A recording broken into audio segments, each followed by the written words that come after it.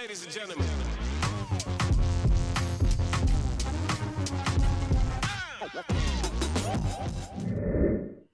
Hey guys, how you doing? Orlando Backyard Gardening, and today we're just gonna do what I call talk and walk.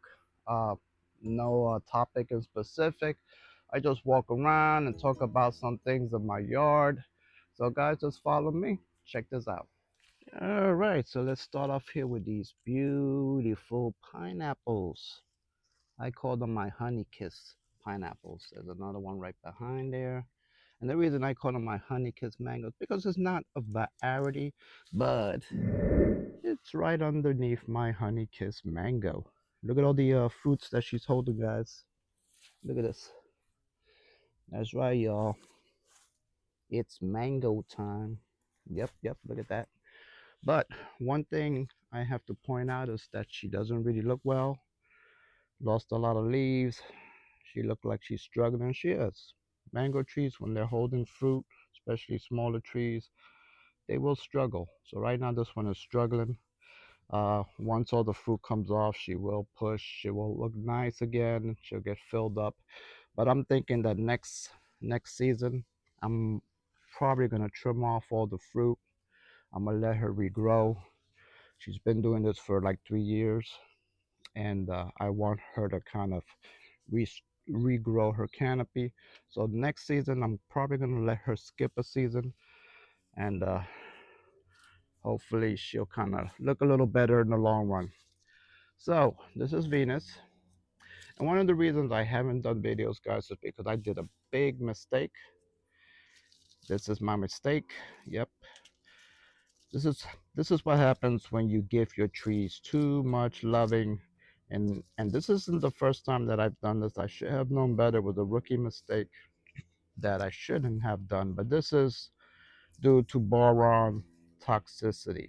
Yeah, I applied some boron, and I should have did a root drench. Uh, Instead, I applied the boron directly on the ground, and mango being a little sensitive to boron, this can happen depending on the variety. Some varieties couldn't resist a little more, but some are more sensitive. So this is what happens with the boron. And guys are probably asking, well, why do you put boron? Boron, the reason that you give it boron is because that will help the fruit not crack. You won't have splitting in your fruit. Um, it helps the fruit flavor wise a little bit as well. But the main reason you want to give it boron so that you don't have the fruit splitting on you. Fruit are still hanging. This is Venus. You still have a couple on here, nice size Venus. So it's not all, you know, that bad. But yeah, half the tree is like this. This is a graft of an orange sherbet. As you can see, orange sherbet is not demonstrating the symptoms as much. So this is what I mean when I say some varieties are more sensitive to the boron and some are, you know, a little more resistant. So you can see the difference. This is orange sherbet graft. This is my Venus. Venus took a hit, but this is all gonna drop. It's gonna flush out. It'll look okay at the end. So I don't worry about it too much. But yeah, that was my mistake. That's why I haven't really been doing videos. Anyway, so yesterday we had the mango festival over in West Palm. These are pickerings. Pickering this year for me, I've picked off a few, but they have not been good this year. Bad year for pickering. They're small. They're not getting their regular colors that they usually get, and taste wise, they're just not. They're just not where they should be. Anyway, yesterday was the Mango Fest. Let me take a little sit here, and I'll talk to you guys. Oh wow! So yesterday we had the Mango Fest. It's the second official Mango Fest that you know was done. Every year, the organizers this year they wanted to do a bigger venue. They wanted to allow more people to experience uh, the Mango Fest. Um, in my opinion, there was just too many people, too many people, maybe too many people for that venue. But either which way, you had a lot of complaints. People complain about the lines, the parking issue to get in, to get out. It's glad, I mean, well, I'm glad that so many people are just into this. You have so many mango enthusiasts, mango boards, I call them, that want to come out and want to participate. That's a good thing. You have people come from out of state, and they came to this event. Um, this is a work in progress, guys. The mango organizers, the little, team of people that are trying to get people, out there to have their own little events, that they can call, mango events. Um, they're trying. This is something new. So this year, there was just too many people, and there was a lot of lines at the vendors. People were complaining about, there wasn't enough mangoes. The people came early, got all the good stuff. Um, Me personally, I went just kind of to support and just see how everything was. I went last year as well. Last year, I actually did enjoy last year uh, with less people, to be honest with you. But this year, there was a lot of people. The mango booths, I mean, there was just everybody swarming the tables. It was really hard to get to the tables. Um, and when you did, what you were left with was a lot of mangoes you really weren't interested in, or they were just soft and beat up mangoes. Um, this happens. You have too many people, it happens. There was a lot of lines, a lot of the vendors, so people that wanted to get stuff, the lines.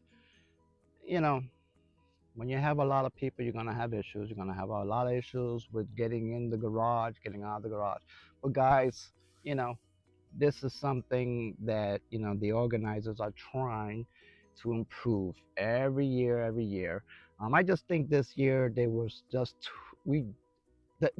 too big of a jump from last year and to this year in terms of uh, attendees, and trying to handle that situation. Okay, so we have to get a little balance going where you get the right venue, the right amount of attendees, and eventually it'll come. It'll come. So for a lot of you guys that were complaining, and I know that you guys said, "Oh, you're not gonna do it again," and you were very disappointed.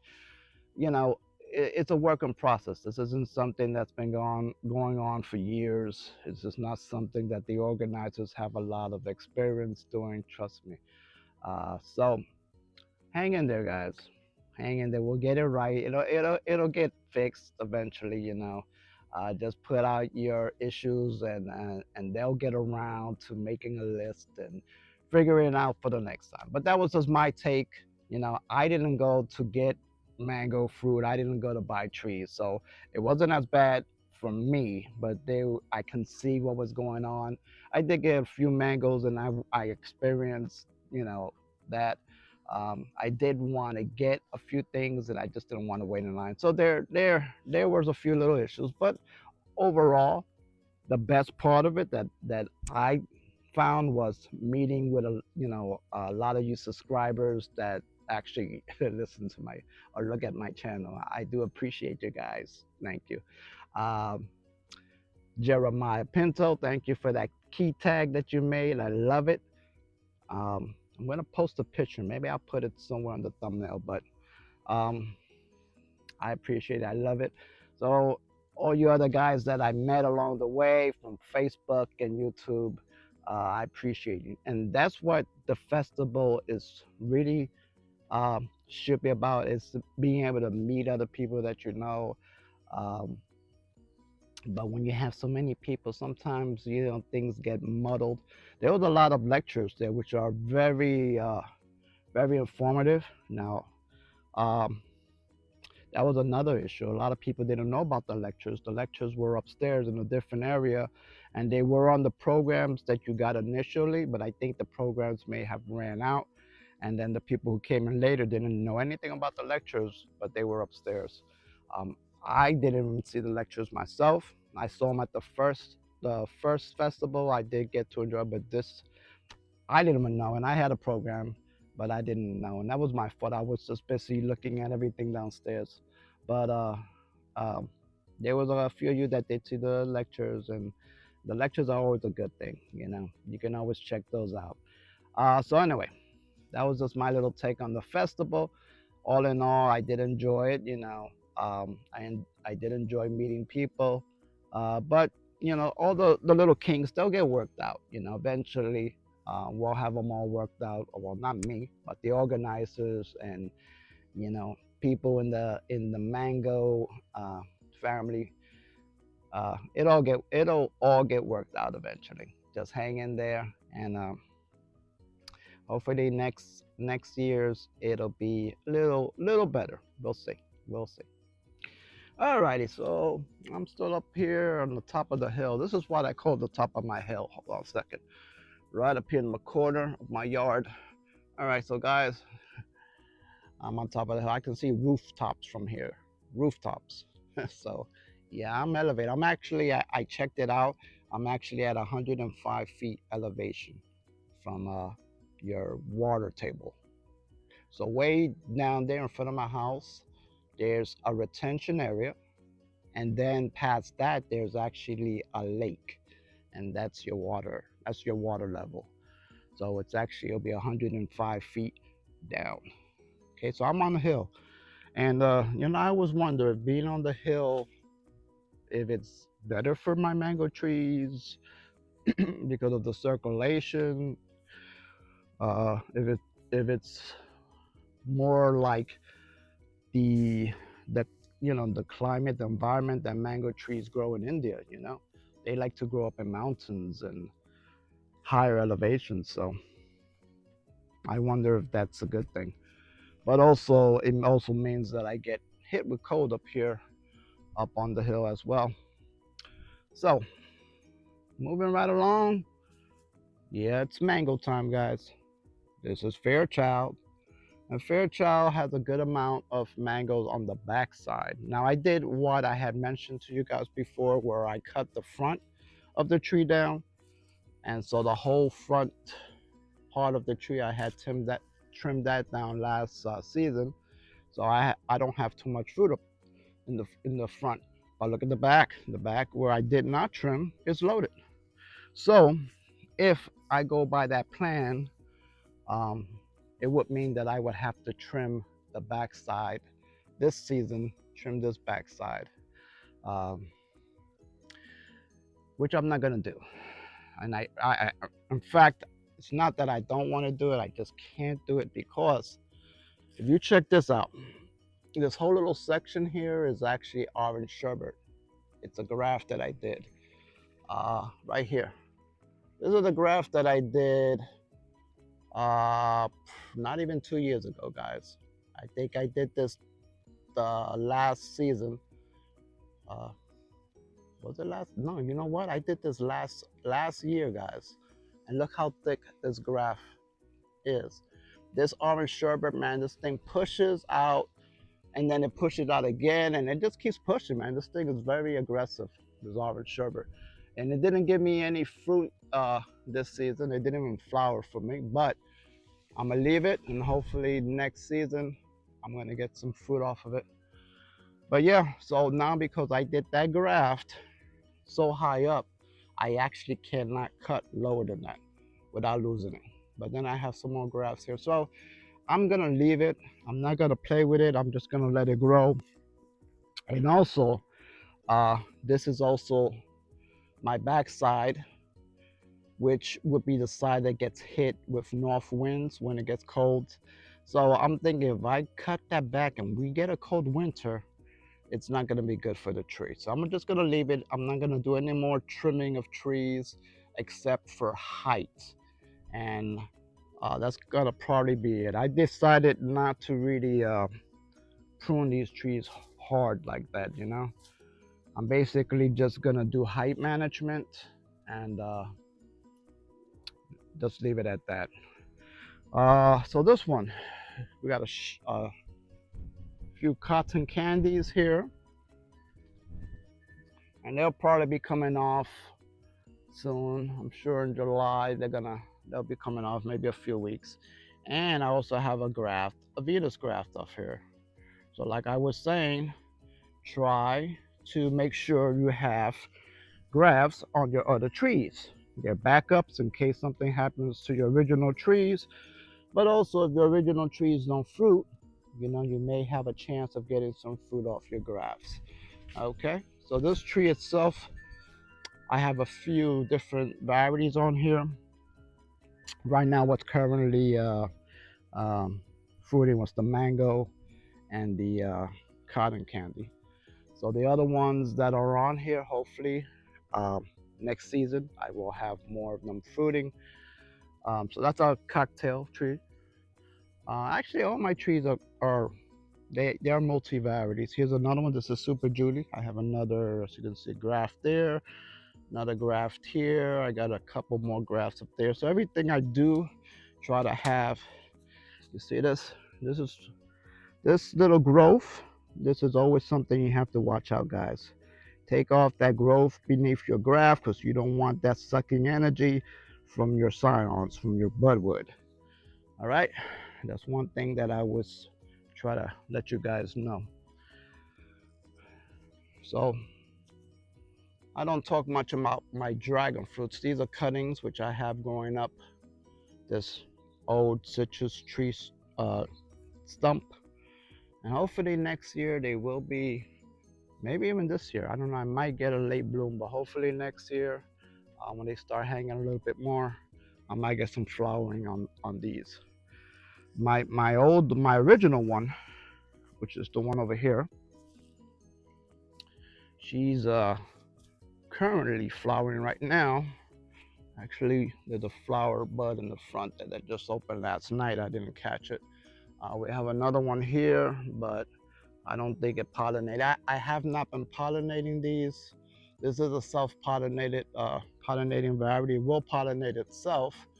If the stink moths and other bugs get to it, it will usually pollinate. But I didn't get to it last night. It was raining, and I was tired after going to the festival. So just letting Mother Nature take a shot at it. This is a different pineapple from the one that I showed you guys. This one has a tendency to produce suckers all on the bottom, which I remove, because if you don't remove them, then this part here will not grow. It'll stay small.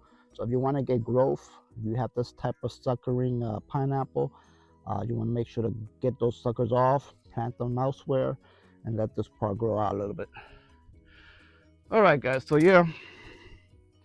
So the Mango Fest, for you guys that were able to make it out, I really hope that y'all guys had a good time, and you got a chance to enjoy it.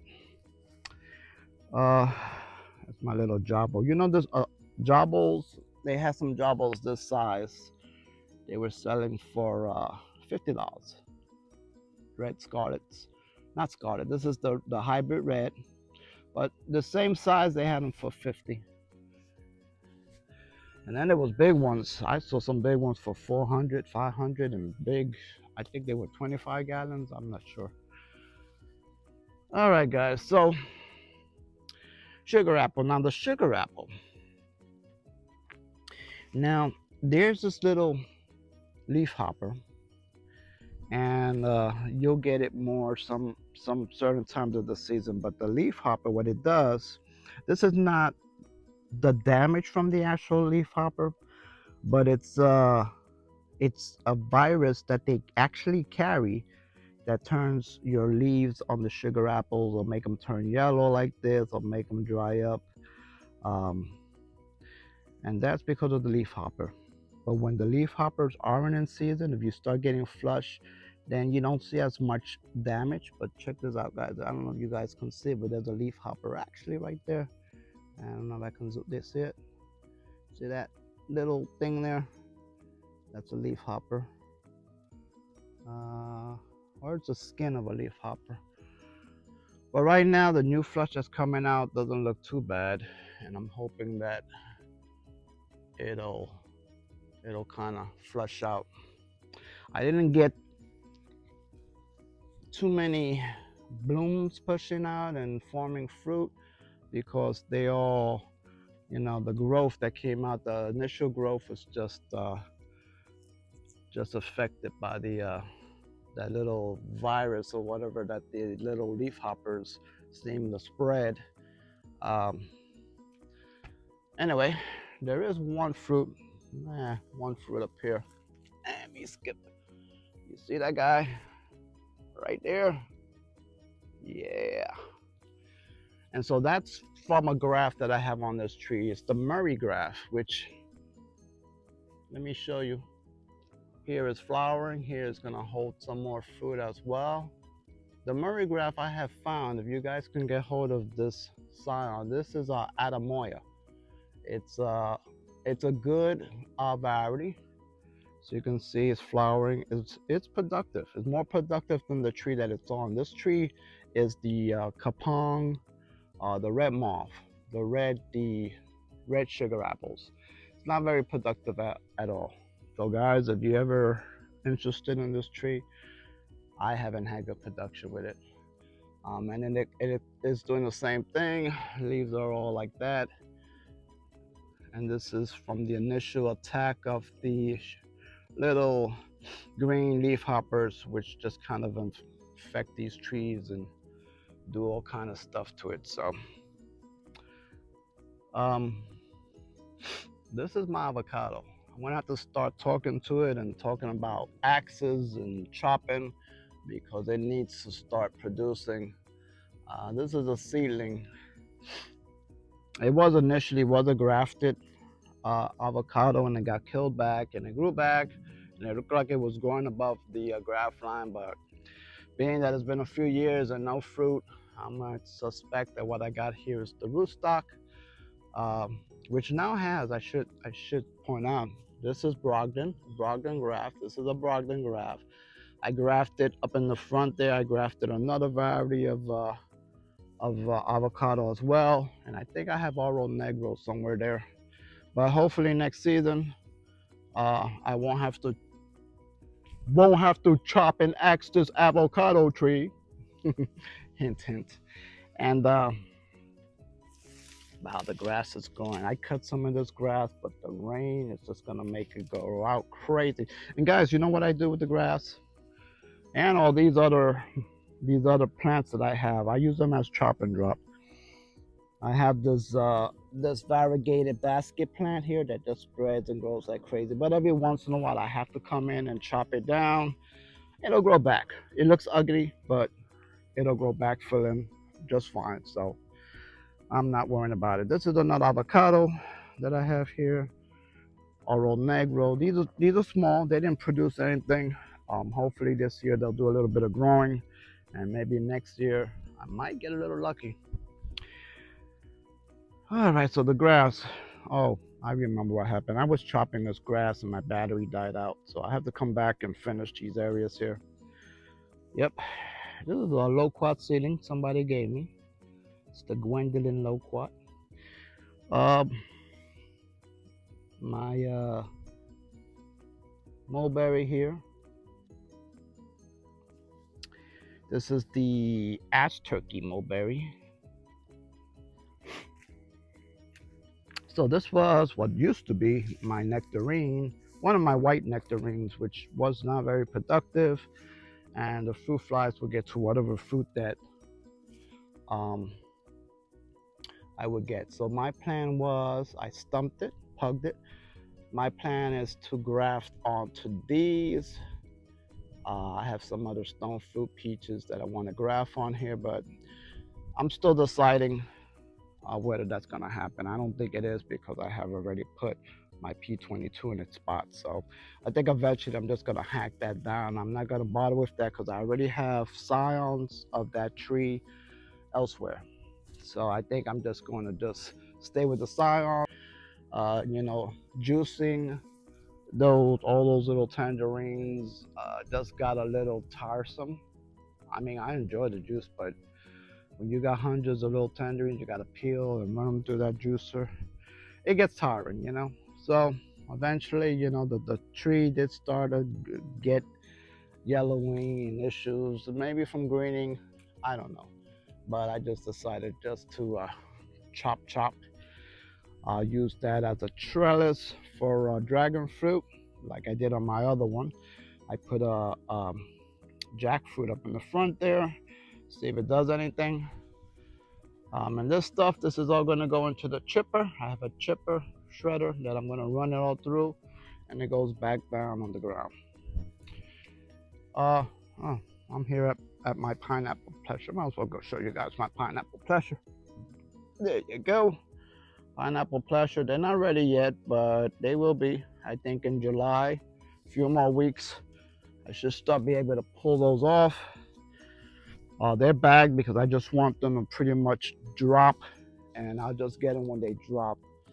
I don't want to mess with them too much. I had a nice big lemon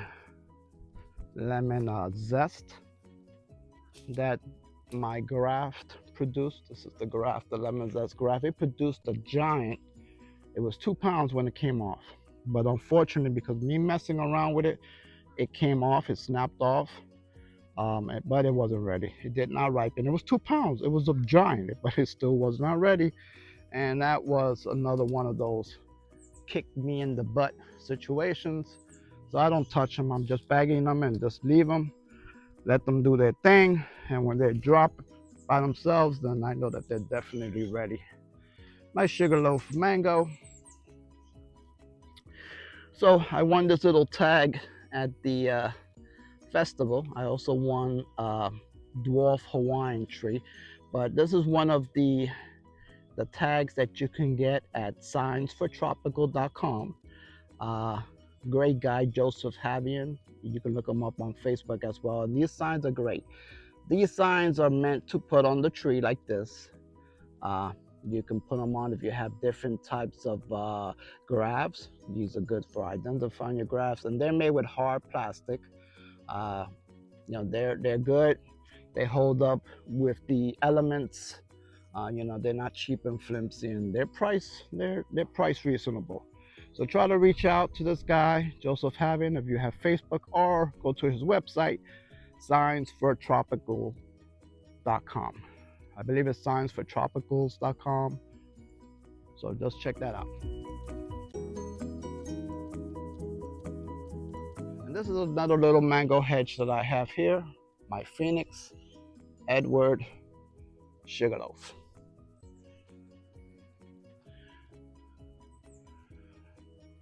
And talking about my Phoenix, there you go, right there.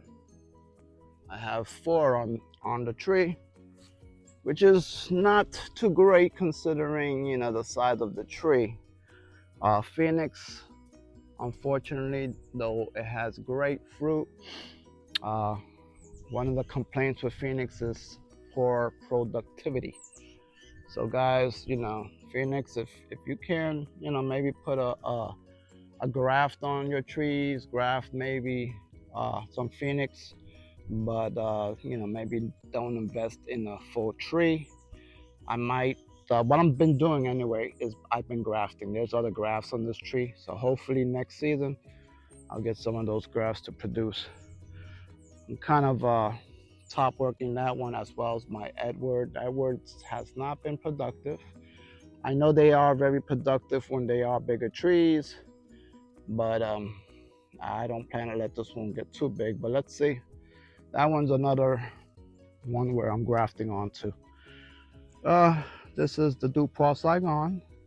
No fruit. Apply the boron, and any tree that you see that's been splitting, that starts to split fruit, give it an application, but just be very careful, minimal.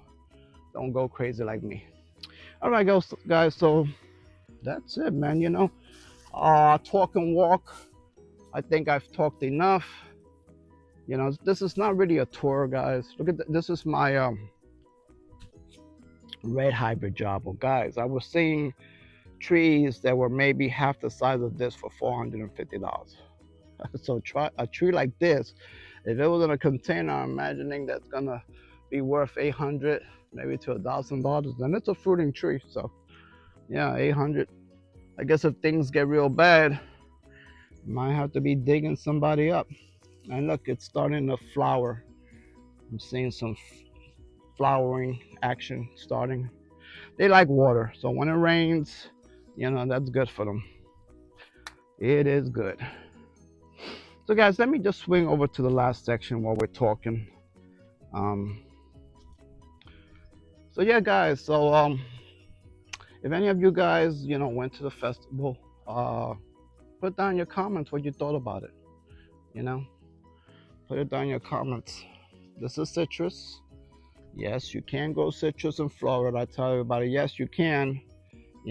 Can't be scared of that citrus bug. Look at these leaves. Look at this. Guys, look at this. And this is not a tree that I just planted. This tree has been in the ground since I moved to this house. Okay? So this is, when did I move? I moved here in 2014, guys. So this tree has already been, that I know, it's been in the ground almost 10 years. And it was already like a 8-foot tree when I got here. So I'm sure that it was in the ground a few years prior to that. Look at this. So, you guys that all say, oh, citrus greening is going to kill your trees. You can't think that way. You got to think positive. A lot of the trees, the citrus trees, they get ugly. And doing cinder block trellis for many years now. And, they last. They last. Hurricanes ain't going to do nothing to them.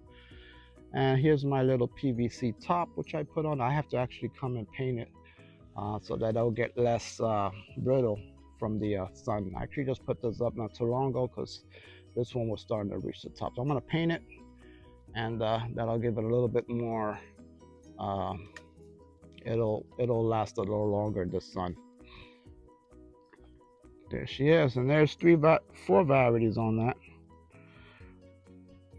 You guys know what this is, right? Splurge. Some people call this Cuban oregano, but it's not.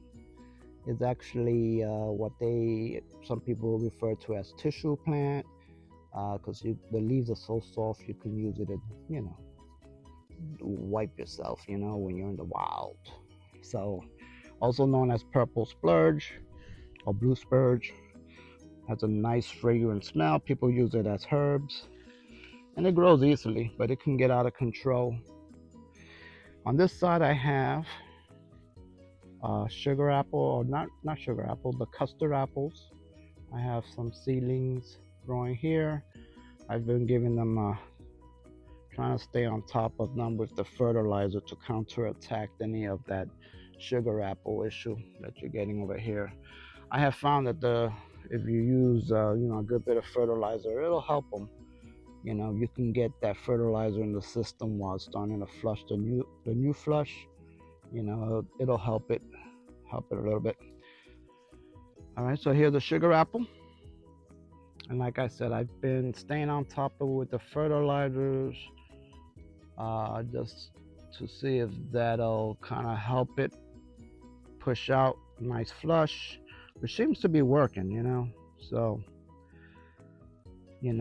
I'm like wondering if it is the little leaf hoppers that are causing the issue, or maybe it's just a lack of nutrients. But anyway, you have to think that it could be either or. So this is the Adamoya seedling, and that's a sugar apple seedling. I'm expecting it. I believe this year it did give a couple flowers, so I'm expecting next year it might be productive. All right, guys. So that was my. This is my side yard, my north side. This is my north side. That corner over there is my north corner. That's where all the cold winds come. So, guys.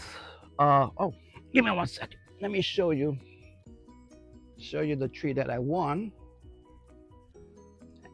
Well, actually, it was my daughter that won, but she gave it to me.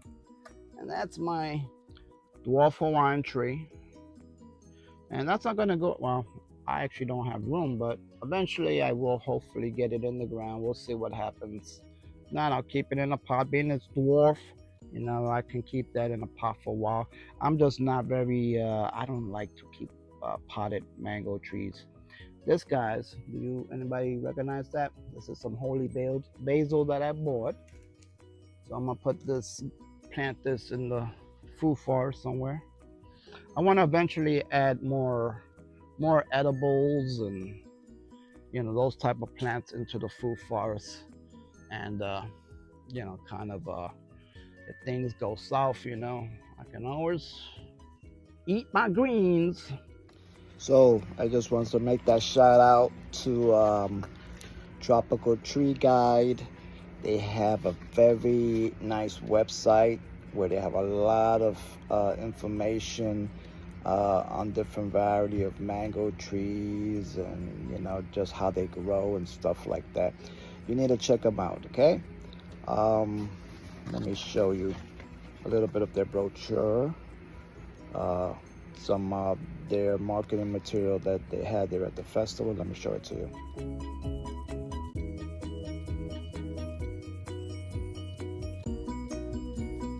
So here's some helpful QR links that you can go to where they provide you some links to all these products that you can use. But on the back side, and like I said, this is all on their website, guys.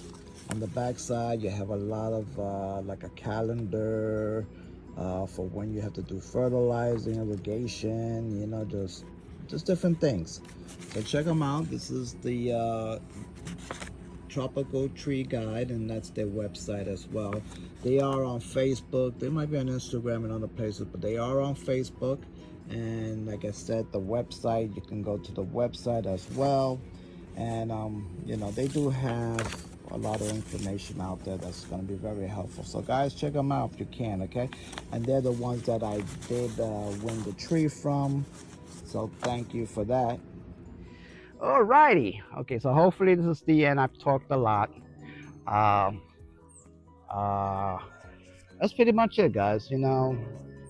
I hope that, like I said, next year's Mango Fest, I hope we get, or they get. I would say me, like I'm part of it. It's just that I'm OG. I've been doing this mango thing for a while, and I know pretty much all these people that are organizing. I know so many people in the mango field that I say we as I kind of include myself in that group, but I'm not. I'm not the guy doing the. I'm not the guy doing the hard work. I just go. I observe and I support where I can. So guys, I'm gonna kind of end this out. There was one thing I wanted to tell you. One more thing I wanted to say, but I just can't remember what it was. Anyway, let's be real. It's all about mangoes, guys. It's mango time. Always remember that it's mango time here in Florida. And even when we don't have mangoes, it's mango times because you have to make sure that you prepare your trees for next season. There's always the process, You got to go after your mangoes are harvested, come and do that little trimming, because your tree's going to flush again. And you just want to do that early enough. That's a whole nother video. I shouldn't even start up with that. But guys, you take it easy. I hope you like and subscribe. I hope you do both. Like the video, subscribe if you can. I'll try to get more video content out there. I know I do a lot of blabbing, but I hope you guys learn a little something for you. You guys take it easy.